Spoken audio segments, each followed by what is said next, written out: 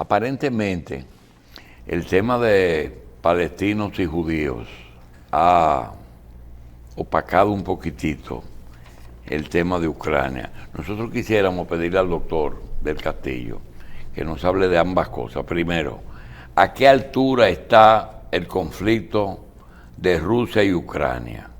Si tiene avisos de que se va a resolver, de que está tranquilo, o si están aprovechando el problema mediático del Medio Oriente para arreciar la guerra. ¿Cuál es la situación? Bueno, yo creo que lo que está planteado ahí es una guerra de desgaste, y los rusos así es como se están manejando. Hay una ofensiva en marcha por parte de Ucrania que no ha tenido los objetivos esperados, porque ellos no han logrado mover de forma significativa la línea de contacto. Eso está ahí como antes de iniciada la ofensiva. Significa que tú gastaste muchos recursos, recibiste armas sofisticadas, diseñaste un plan, preparaste tu gente, lanzaste una ofensiva y no tuviste resultados, pero al mismo tiempo sufriste grandes pérdidas. Eso es desgaste. Bien. Y naturalmente tú puedes en un momento determinado sufrir las consecuencias de eso, porque como dicen por ahí, el que ataca pierde fuerza.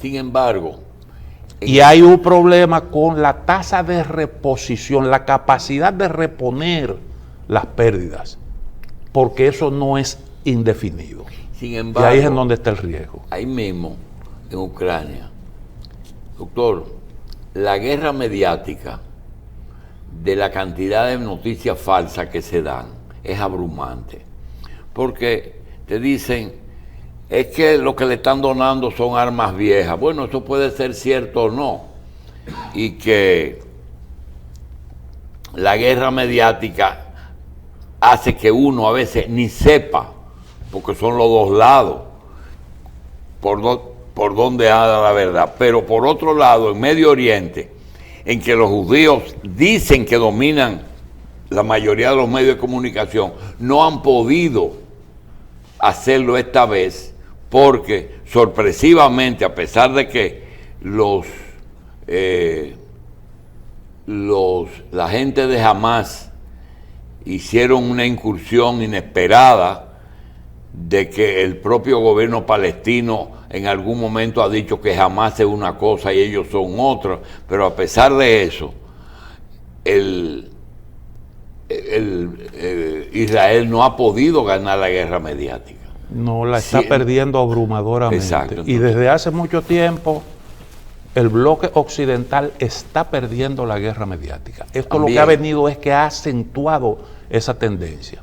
¿Por qué? Bueno, porque sencillamente tú tienes una narrativa para una cosa y para otra es distinta. El caso, por ejemplo, de India. Estados Unidos tenía un discurso con respecto a Modi, a Narendra Modi. Tuvo que modificar eso porque sencillamente era conveniente atraerse a India a su redil. El caso de Arabia Saudita, que Biden dijo que iba a convertir la monarquía en un paria y tuvo que cambiar su posición. Entonces, esas contradicciones tienen un costo. En términos mediáticos, eso representa eso erosiona tu discurso. Ahora, ¿qué pasa? Todo el mundo condenó la incursión de Palestina en Israel. Porque ¿cómo tú justificas la muerte de gente inocente? 1000 y pico de personas. Un desastre. Ahora, la gente ha llegado a la conclusión, porque la gente no es tonta. Yo condeno eso, pero tampoco yo puedo aplaudir que tú en respuesta a eso comiences a matar también gente inocentes de este lado. Y en masa. Si usted lee la prensa occidental... Usted puso un ejemplo con respecto a que si entra la gente de Haití, los salvajes, ¿eso cómo se llaman? Las bandas, sí. Si entran a Dajabón o a Montecristi y le caen a tiro a la gente, la respuesta no puede ser del ejército dominicano invadir Haití, matar civiles. Ir a matar civiles, no. Porque tú no puedes responder con los mismos métodos que utilizan los criminales. Y entonces ese es el problema. Y usted tiene un bloque occidental respaldando esa reacción de los israelíes. Sí, y eso tiene un costo para la narrativa occidental, porque la gente hace la comparación. ¿Cuál es la diferencia entre ucranianos y palestinos? Inmediatamente te comienzan a hacer el... Sí, doctor, pero darle lectura a cierta cosa es que nosotros preferimos que ustedes los internacionalistas hablen, porque mira, tú no sabes a veces qué relación hay entre Israel y Arabia Saudita, hasta dónde llegaron a entenderse en lo económico. ¿Qué relación hay ahora entre el mundo árabe, que a veces se arregla Arabia Saudita con Irak, con Irán? Entonces, India con dos posiciones. India tiene una posición con respecto a Israel diferente. Entonces, esas lecturas nos confunden. Realmente, aquí mismo, yo entiendo que en el patio, la izquierda dominicana, que siempre tenía un poquito de tirria a Rusia, ¿verdad? Ellos estén a veces con Ucrania, pues lo entiendo, porque son arrastres de divisiones que había en el pasado, cuando China y Rusia, cuando Corea, pero darle lectura a eso es complicado ahora mismo. Mire, Oriente Medio está viviendo un proceso de recomposición. Ahí las cosas ya no son como antes. Por ejemplo, Arabia Saudita no es la misma Arabia Saudita, digamos, del 73, cuando la guerra del Yom Kippur. ¿Por qué? Bueno, porque Arabia Saudita tiene a China como su principal comprador de petróleo. China tiene inversiones importantes en Arabia Saudita. Arabia Saudita es parte del grupo BRICS hoy, lo mismo que Emiratos Árabes Unidos. El grupo BRICS es liderado por China. Arabia Saudita hizo la paz con su rival de siempre. La paz no, restableció relaciones diplomáticas con Irán. ¿A qué se debe esto? Bueno, que Irán hoy tiene una alianza estratégica con China, que también tiene unas relaciones muy estrechas con Arabia Saudita. Y Estados Unidos se quedó tranquilo con Arabia Saudita. Y China pudo mediar y hacer que se entendieran un poco los saudíes con los iraníes.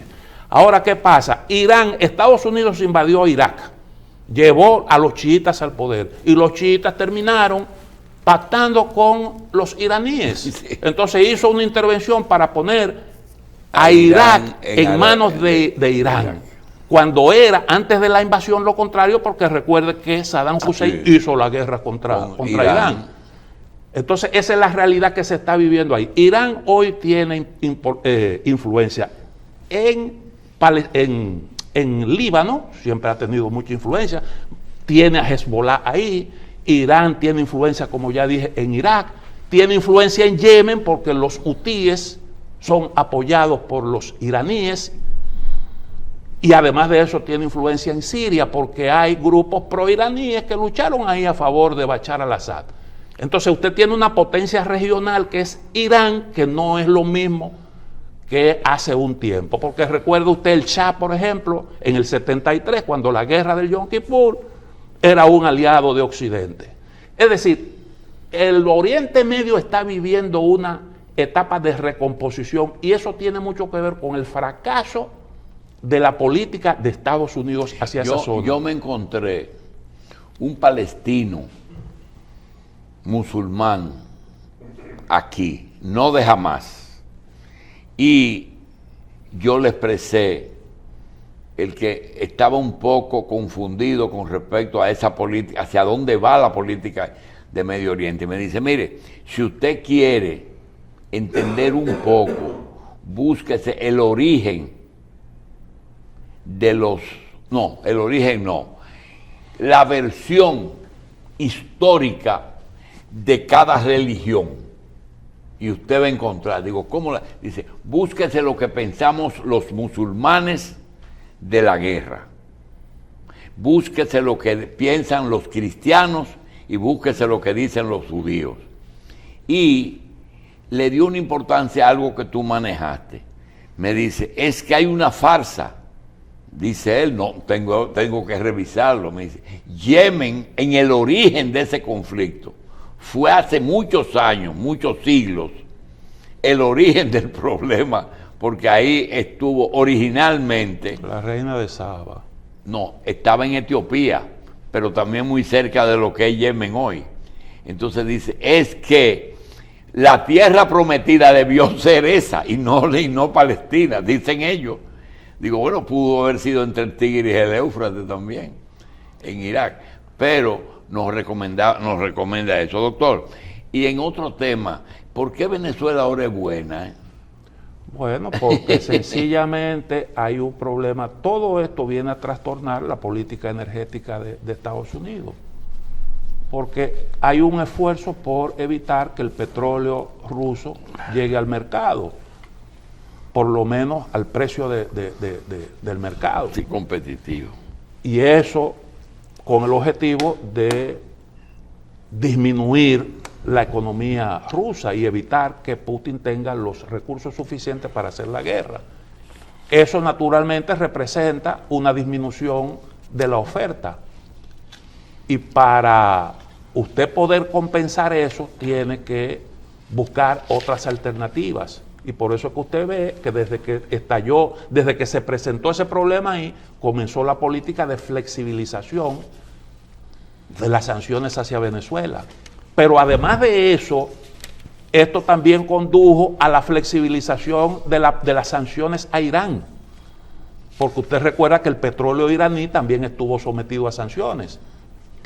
Y todavía se mantiene cierta flexibilización. Habrá que ver cómo reacciona Occidente frente al hecho de que probablemente Irán tenga que ver con este asunto de Hamás. Entonces, ese es el problema que nosotros estamos viendo. Curiosamente, Occidente se ha alejado de las fuentes de materia prima, porque Estados Unidos perdió la guerra ahí en Oriente Medio. Tiene una presencia militar importante y está haciendo un esfuerzo por un poco recomponer su situación. Porque ¿en qué estaban ellos trabajando cuando se produjeron los atentados de Hamás?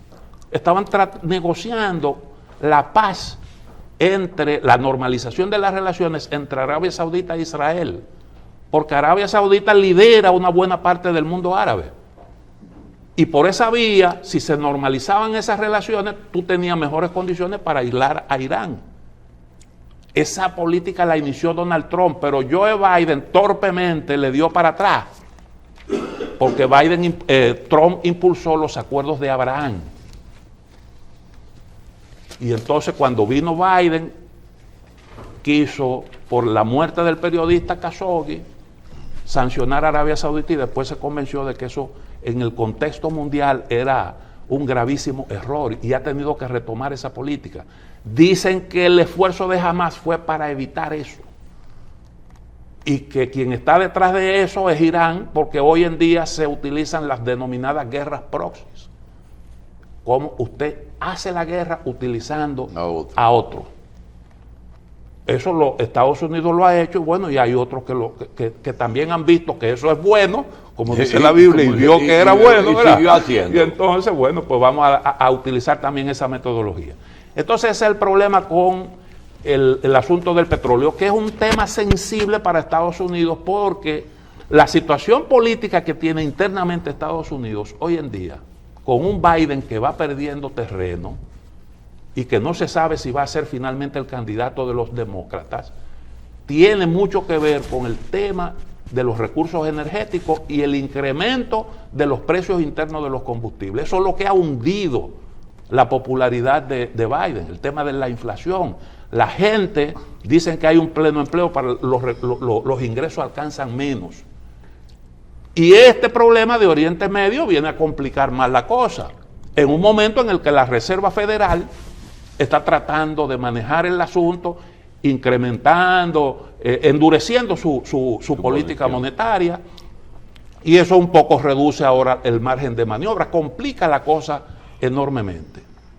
Y ese es el asunto que está planteado ahí, ahora mismo. Yo digo, Oriente Medio vive una etapa de recomposición.